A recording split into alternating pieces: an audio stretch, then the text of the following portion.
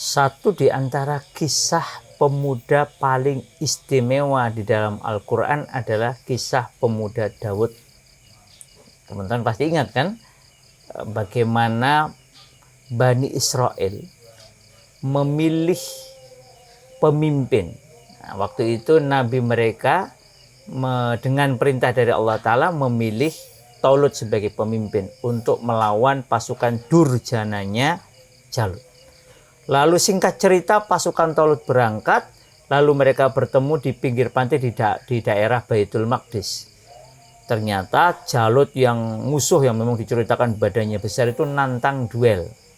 Siapa yang berani menerima tantangan duel dari Jalut yang gede, yang durjana itu? Seorang pemuda penggembala bernama Daud.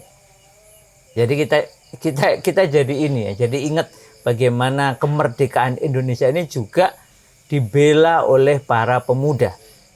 Bahkan Laskar Santri yang memang biasa ngaji ikut turut serta dalam upaya pembebasan Indonesia atau upaya mempertahankan kemerdekaan Indonesia.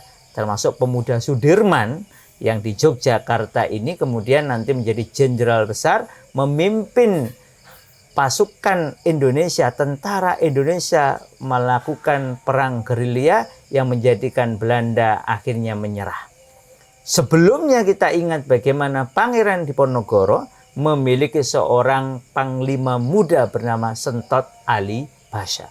Nah, Daud muda itu berani menghadapi Jalut dengan apa yang dia miliki sampai akhirnya tes kerikilnya mengenai pelipis dari Jalut kemudian tumbang, kemudian Daud memenggal kepalanya dan akhirnya pasukan beriman memenangkan pertarungan.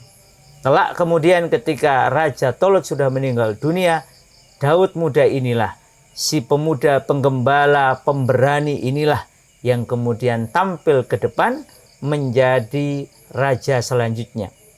Dalam sejarah orang-orang beriman, maka yang pertama kali mengumpulkan kenabian dengan kerajaan, ya nabi, ya raja, adalah Daud alaihissalam.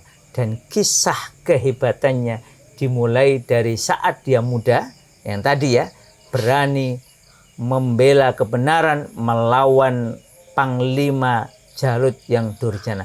Kita tuh pengennya kayak gitu. Anak-anak muda yang gagah, yang berani, yang mau tampil ke depan menghadapi tantangan. Bukan tawuran, bukan merusak, tetapi membela kebenaran. Sehingga kita tahu pemuda Daud pantas untuk dijadikan teladan. Nah, para pemuda, tengoklah Jalut. Para orang tua, tengoklah bagaimana nantinya Daud mendidik Daud mendidik anak-anaknya sehingga lahir darinya seorang pemuda istimewa selanjutnya yang kemudian juga jadi nabi dan raja, yaitu Sulaiman alaihissalam. Dari pemuda istimewa lahir anak muda istimewa berikutnya.